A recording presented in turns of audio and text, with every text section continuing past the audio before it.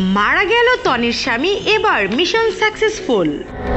দেশের আলোচিত নারী উদ্যোক্তা রুবায়েত ফাতেমা তনি ভালোবেসে বিয়ে করেছিলেন বাবার বয়সী শাহাদাত হোসেনকে, কিন্তু কিছুদিন আগে হঠাৎ করে অসুস্থ হয়ে পড়েন এই সুগার ড্যাডি খ্যাত তনির স্বামী শাহাদাত হোসেন। দীর্ঘদিন দেশে এবং বিদেশে চিকিৎসাধীন থাকা অবস্থায় গত 15 জানুয়ারি ব্যাংককের একটি হাসপাতালে মৃত্যুবরণ করেন।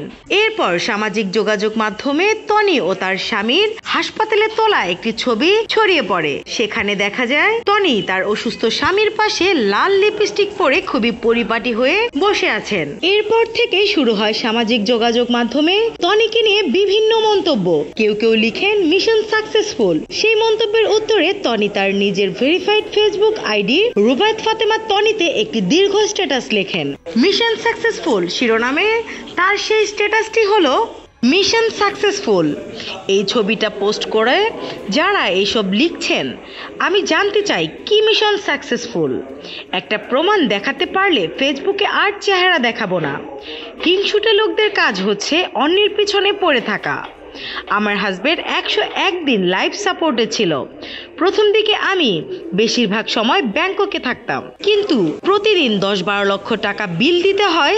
বিল দিতে যে আমার অর্থনৈতিক অবস্থা কি হতে পারে, এটা যে কোনো শিক্ষিত মানুষকে মনে হয় না বুঝাতে হবে। এরপর হসপিটালে আমার হাজবেন্ডের সাথে 24 ঘন্টা থাকার জন্য স্পেশাল আইসিইউ নার্স আলাদা করে অ্যাপয়েন্টেড করে প্রতি সপ্তাহে বাংলাদেশ ব্যাংকক আসা যাওয়া শুরু করি, কারণ আমাকে সবকিছু ঠিক রাখতে হবে। তিনি আরো লিখেন, ডিসেম্বরের 28 তারিখ আমি সানভি এবং সারফারাজকে ব্যাংকক নিয়ে যাই, তারা যেন বছরের প্রথম দিনটা তাদের ড্যাডির সাথে কাটাতে পারে। এই ছবিটা বছরের প্রথম দিনের। সকালে উঠে রেডি হয়ে প্রথমে হসপিটালে তাদের ড্যাডিকে দেখে ওদের নিয়ে ঘুরতে যাই। আমি যখন একা একা ব্যাংকক থাকতাম তখন বেশিরভাগ সময় হসপিটালেই থাকতাম, কিন্তু বাচ্চাদেরকে তো সারাক্ষণ আইসিইউতে রাখা যায় না, আবার ওদের সামনে কান্নাও করা যায় না। ওরা অনেক ছোট, আর সারফারাজ তো কিছুই বোঝে না, ওদেরকে সবকিছু নর্মাল বোঝাতে হয়। এছাড়া আমি যে প্রফেশনে আছি, আমাকে অনেক প্রেজেন্টেবল হয়ে ক্যামেরার সামনে আসতে হয়। শুধুমাত্র লিপস্টিক দেয়া একটা ছবি দেখে এত কিছু জাজ করে ফেললেন? আপনাদের কোনো ধারণা আছে ব্যাংককে ট্রিটমেন্ট করতে কত টাকা খরচ হয়, আর মেন্টালি ফিজিক্যালি কতটা স্ট্রাগল করতে হয়েছে আমাকে?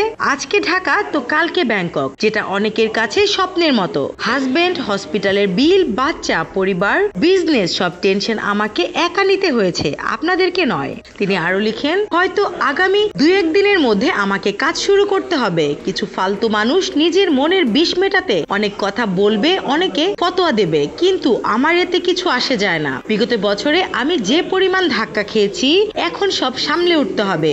অনেক অনেক রেসপন্সিবিলিটি আমার, শত শত মানুষের দায়িত্ব আমার। আরেকটা কথা, যারা আমার নেক্সট বিয়ে নিয়ে চিন্তা করে মরে যাচ্ছেন তাদেরকে বলতে চাই, আমাকে নিয়ে যত ভাবেন, যদি নিজেকে নিয়ে তার 50% ভাবতেন তাহলে আমাকে নিয়ে ভাবার সময় পেতেন না। আমি অনেক ভাগ্যবতী, এমন একজন মানুষকে আমার হাজবেন্ড হিসেবে পেয়েছি, যার ভালোবাসা আমাকে সারা জীবন বাঁচিয়ে রাখবে ইনশাল্লাহ। আমার জীবন চলার জন্য আল্লাহর রহমত আর সাহায্য ছাড়া অন্য কারোর প্রয়োজন নেই। আমি যথেষ্ট ক্যাপাবল, আলহামদুলিল্লাহ। স্নিগ্ধা আখি, দৈনিক নতুন সময়, ঢাকা।